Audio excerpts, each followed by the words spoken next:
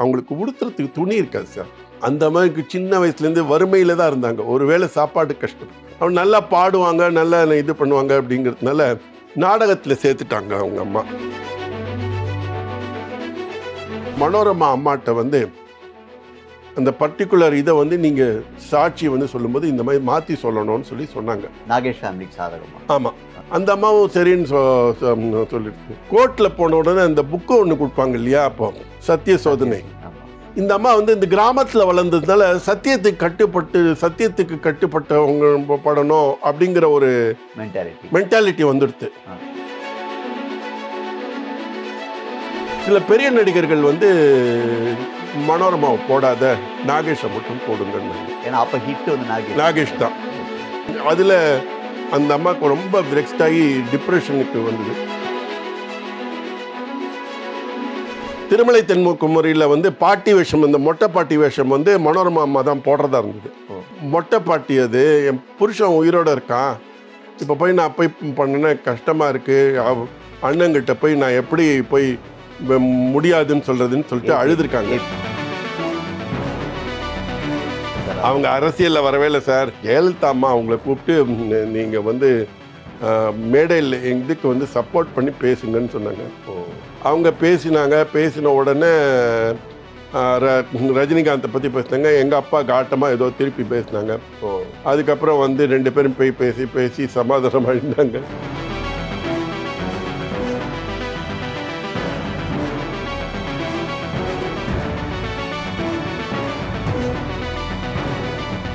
வணக்கம். வணக்கம் sir. Sir, நீங்கள் வந்துட்டு ஆச்சி மனோரமாவோட ரொம்ப நெருக்கமாக பழகியிருக்கீங்க. சின்ன வயசில் அவங்க வீட்டிலலாம் கூட விளையாடி இருக்கேன் அப்படின்னு சொல்லி. ஆச்சி மனோரமாவை பற்றி பல விஷயம் உங்களுக்கு தெரிஞ்சிருக்கும். நீங்களாம் ஆச்சின்னு கூப்பிட்றீங்க, நாங்கள் வந்து பாப்பா அம்மான்னு கூப்பிடுவோம். ஏன்னா பூபதிலாம் அவங்க வீட்டில் எல்லாருமே அவங்கள பாப்பான்னு தான் கூப்பிடுவாங்க. ஸோ நாங்களும் பாப்பா அம்மான்னு தான் கூப்பிடுவோம். இதனால் பாப்பா அவங்க வீட்டில் அவங்க செல்ல பேர் பாப்பான்னு தான் கூப்பிடுவாங்க. பாப்பான்னு கூப்பிட்டா உடனே இதுன்னு. எங்கள் அப்பாவும் சமயத்தில் அவங்களுக்கு பாப்பான்னு கூப்பிடுவாங்க. இல்லை அப்படின்னு எங்கள் வீட்டில் பொதுவாக அவங்க பாப்பான்னு தான் தெரியும். ஓகே அப்படின்னு. இன்னும் சொல்லப்போனால் இந்த பூஜைக்கு வந்த மலர் 60 வருஷம் ஆகுது. இவங்க 60 வருஷம் இவங்க உயிரோடு இருந்ததுன்னா இந்த 60 வருஷம் நட்பு இருந்திருக்கும். உங்கள் தயாரிப்பு?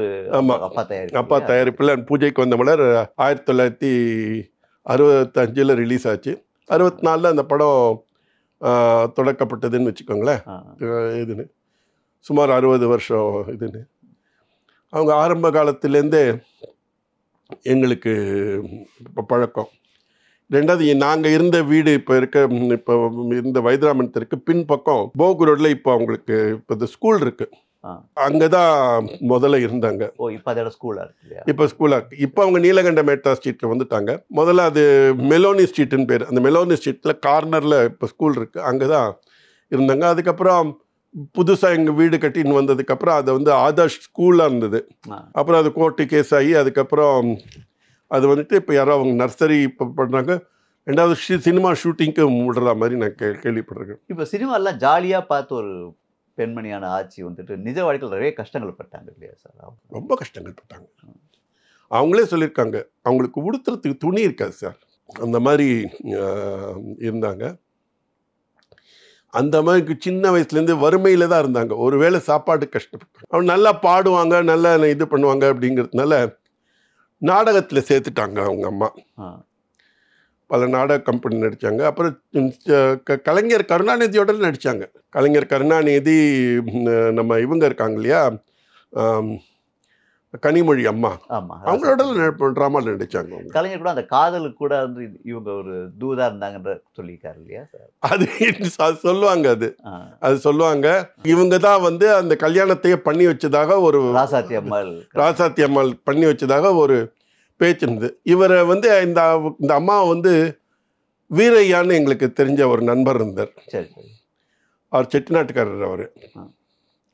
அவர் வந்து அவர் தான் வந்து அவர் அழைச்சிட்டு வந்து கண்ணதாசன்கிட்ட இன்ட்ரடியூஸ் பண்ணி இந்த மாதிரி இந்த நாடக நடிகை நீங்கள் படத்தில் இது பண்ணுன்னு சொல்லிட்டு தான் அந்த ஏதோ ஒரு படத்தில் சேர்த்தாங்க. அதுக்கப்புறம் மாடர்ன் தேட்டர்ஸில் கொஞ்சம் குமரியில் நடிக்க வந்தாங்க. பட் அவர் வீரையா தான் கம்ப்ளீட்டாக அவர் இந்த அம்மாவுக்கு ஒரு பெரிய சப்போர்ட்டாக இருந்தது. இப்போ கூட அவங்க ஒய்ஃப் இல்லை, சுகுணா அம்மா உயிரோட இல்லை, அவங்க சிஸ்டர்லாம் இருக்காங்க. அவங்க திருமண வாழ்க்கை மிகப்பெரிய தோல்வி இல்லையா சார் மனோரமா? ஆமாம் சார். அவர் வந்து ராமநாதன் ஒரு நாடக நடிகர். அவர் வந்து அவங்க அம்மா விருப்பம் இல்லாமல் தான் கல்யாணம் பண்ணிட்டாங்க. பண்ணிட்ட உடனே இவர் தாலி கட்டிட்டு இவரோட வாழ்ந்துட்டு நடு ரோட்டில் விட்டுட்டு போயிட்டார்.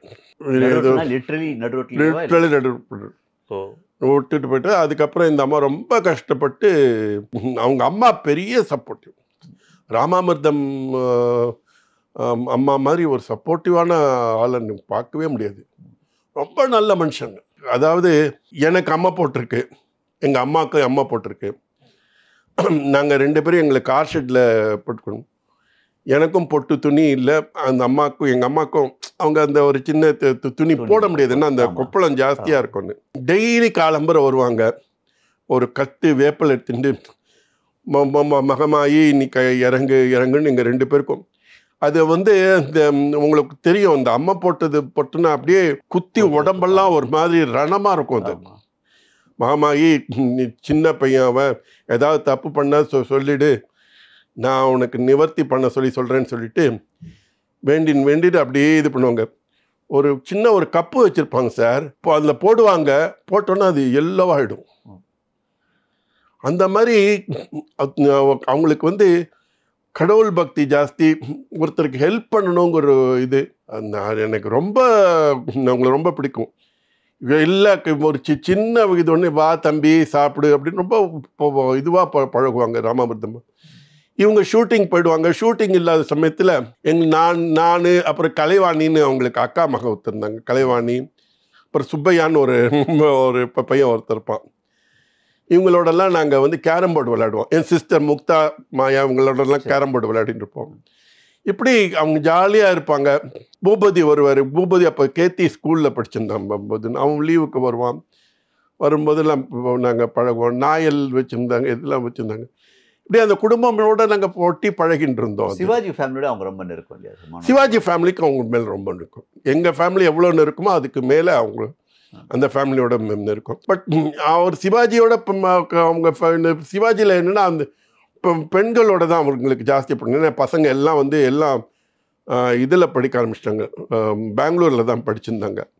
யாருமே இங்கே இல்லை, ஒருத்தருமே இங்கே இல்லை. எல்லாருமே சிவாஜி சார் வந்து ராம்குமார், பிரபு, மனோ, கிரி எல்லாருமே பெங்களூரில் தான் படித்தாங்க. அதனால் இவங்களோட லேட்டராக தான் அவங்களுக்கு பழக்கம் வந்தது தவிர முதல்லேருந்து இருக்கிறது சிவகுமார். அந்த தெருவில் எங்கள் எல்லாருக்குமே ரொம்ப பழக்கம். சிவகுமார் இருந்தார், சிவாஜி சார் இருந்தார்,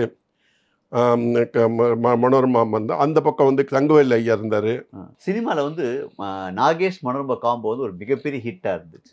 அந்த காம்போ பிரிஞ்சதுக்கு என்ன காரணம்? பிரிஞ்சதுக்கு காரணம் வந்து ஒன்று சார், அது எனக்கு நான் கேள்விப்பட்ட வரையில், நான் பார்த்த வரைக்கும் என்ன அப்படின்னா, ஒரு கேஸ் ஒன்று, அவங்க அந்த பிரதர் இது மர்டர் கேஸு. யாரோட பிரதர்? நாகேஷோட மச்சின ஒருத்தர். ஏதோ ஒரு இது அவர் மர்டர் கேஸ், ஏதோ ஒரு மர்டர் கேஸா ஏதோ ஒன்று. அது எதுனாலன்னு தெரியல, மர்டர் கேஸா இல்லை என்ன, அந்த மர்டர் கேஸ்னு ஜட்ஜ்மெண்ட் வந்தது. அந்த ரெஜினா அவங்க கேஸில் ஏதோ ஒரு விஷயத்தில் அது என்ன ஆக்சுவலாக நடந்ததுன்னு தெரியாது, என்ன விஷயம் தெரியாது.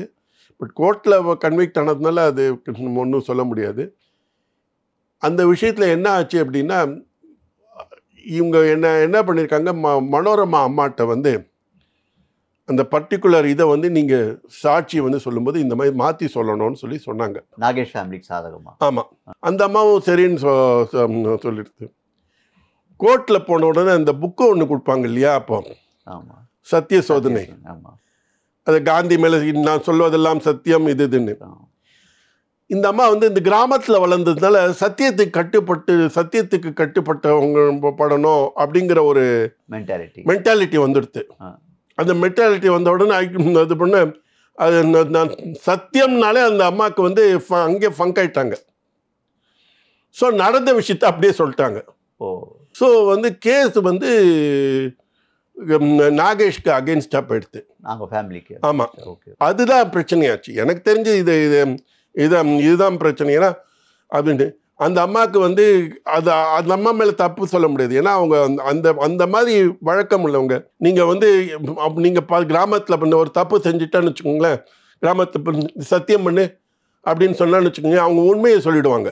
ஏன்னா அவங்களுக்கு ஏதாவது இந்த நம்ம பொய் சொன்னதுனால ஏதாவது பின்னாடி நம்ம வந்துருமோ, ஏதாவது நம்ம சந்ததிகளுக்கு அந்த மாதிரி ஒரு மனப்பக்குவம் இதுல வந்ததுனால தான் அவங்க பிரிஞ்சாங்க. அவங்க அதுக்கு முன்னாடி ரொம்ப நெருக்கமா இருந்தாங்க, ரொம்ப நட்பா இருந்தாங்க இல்லையா?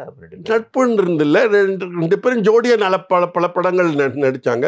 அவங்க இந்த நாகேஷ் பிரிஞ்சதுக்கு அப்புறம் சில பெரிய நடிகர்கள் வந்து மனோரமாவை போடாத, நாகேஷை மட்டும் போடுங்கன்னாங்க. ஏன்னா அப்ப ஹிட் வந்து நாகேஷ் தான். ஓகே. எங்க அப்பா என்ன பண்ணாரு, அதுல அந்த அம்மாவுக்கு ரொம்ப வெக்ஸ்ட் ஆகி டிப்ரெஷனுக்கு வந்தது.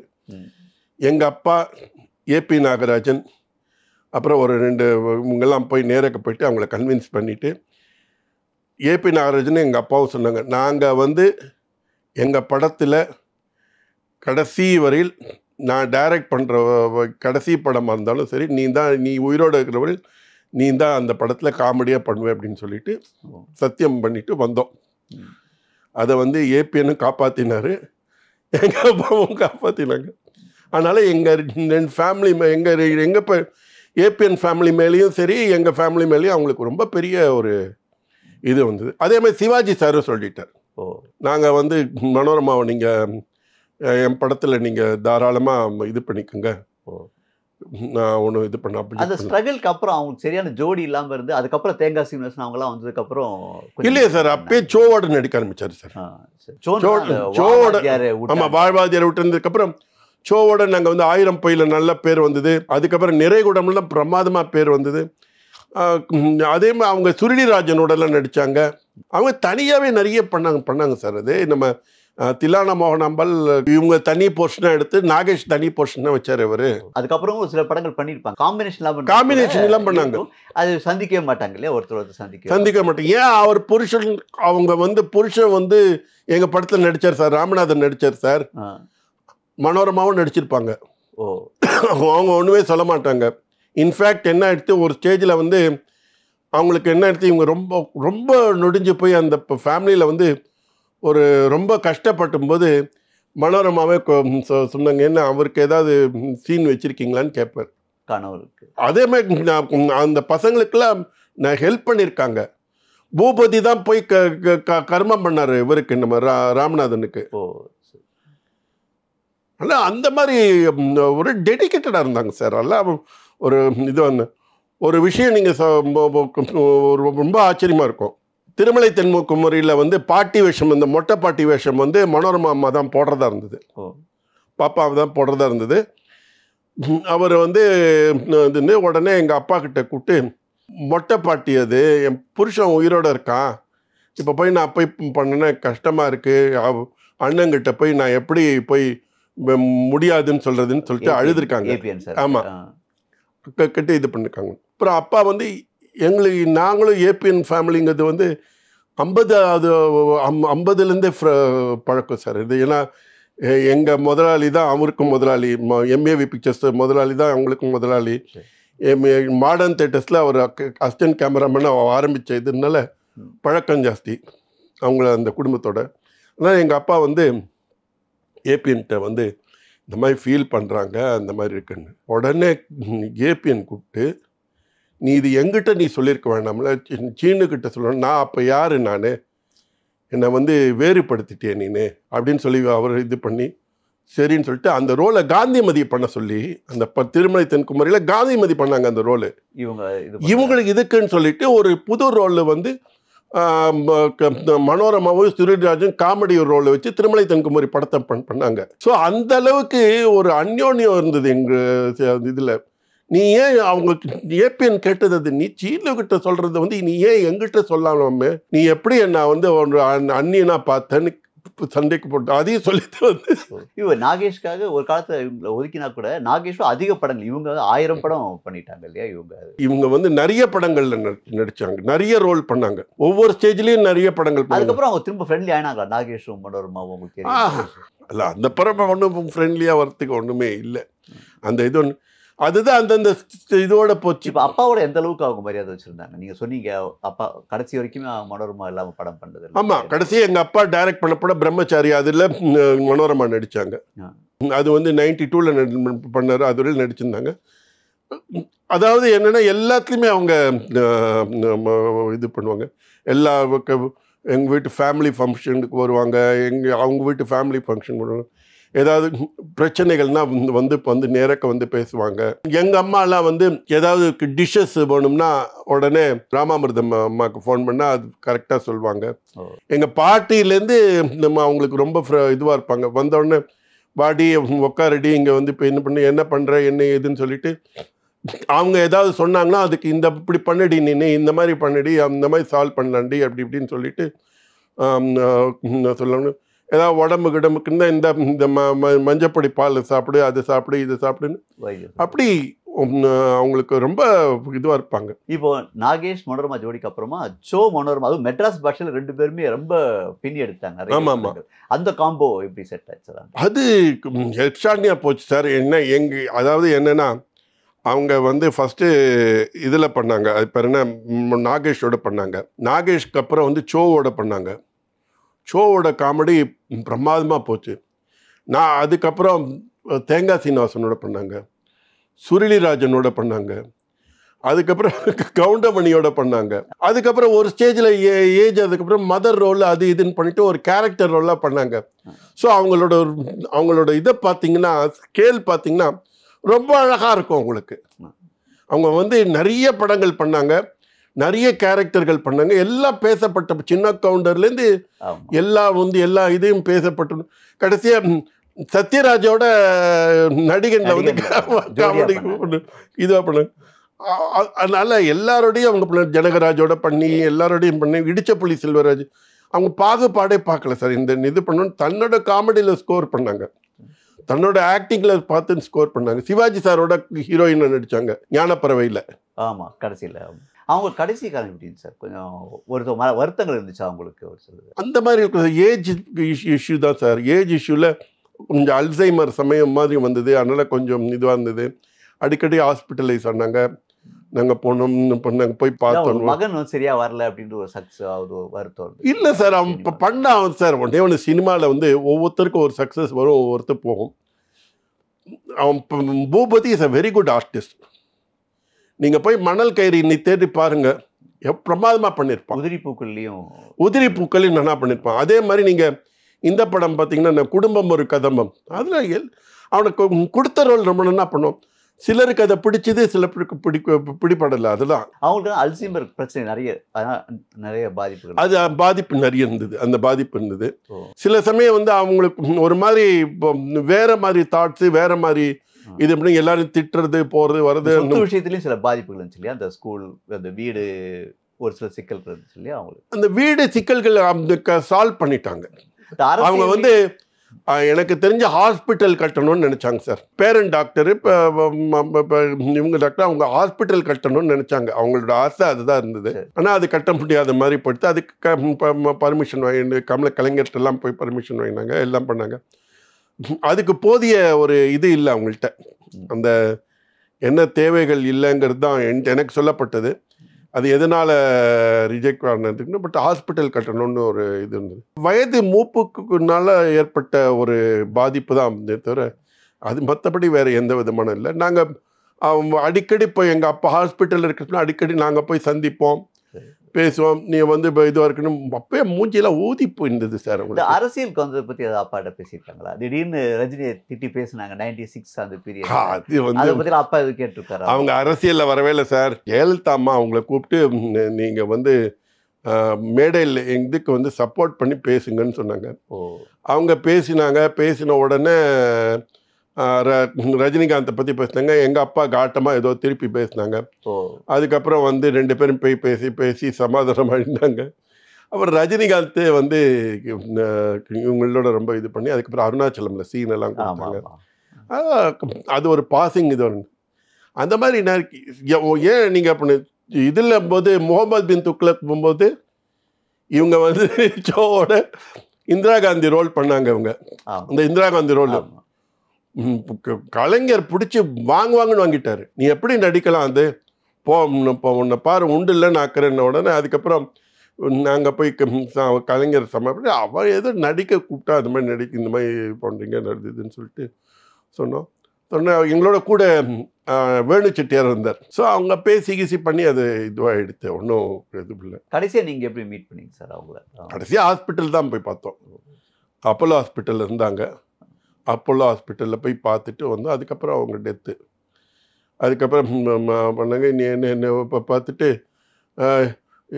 நீ எப்படி இருக்க, உன் ஒய்ஃப் ஏன் அழைச்சிட்டு வரலன்னு கேட்டாங்க. அதான் எனக்கு ஜெயந்தி ஏன் அழைச்சிட்டு வரல அப்படின்னு கேட்டாங்க. ஆனால் அவனை இல்லை வீட்டில் இருக்காங்க அப்படின்னு அழைச்சிட்டு வா அப்படின்னாங்க. சரி வந்து அந்த வீடு வந்து ரொம்ப இதுவாக இருந்தது. எங்களுக்கு வந்து அந்த அந்த ஒரு சொந்தக்காரங்க, அதாவது ஒரு அத்தை அந்த மாதிரி பார்க்குற மாதிரி தான் இருந்தது. எங்கள் வீட்டிலேருந்து அவங்க அதே மாதிரி அதே மாதிரி மாடு கண்ணு போட்டுதுன்னா உடனே இந்த சீம்பால்னு முதல்ல கொடுப்பாங்கல்ல, அதெல்லாம் எடுத்து வந்து எங்கள் வீட்டில் பரிமாறிப்போம். இதெல்லாம் இருந்தது. எங்கள் அப்பா அவங்க எல்லோரும் சிந்திக்கு ஊருக்கெல்லாம் போயிருக்காங்க, சிலோனுக்கு போயிருக்காங்க, நிறைய ஊருக்கெல்லாம் போயிருக்காங்க. இந்த மாதிரி நிறைய நிகழ்வுகள் அதெல்லாம் இப்போ நினைக்க இப்போ வந்து நினச்சி பார்க்கும்போது சந்தோஷமாக இருக்குது. அவ்வளோதான். மிக்க நன்றி சார். Thank you sir.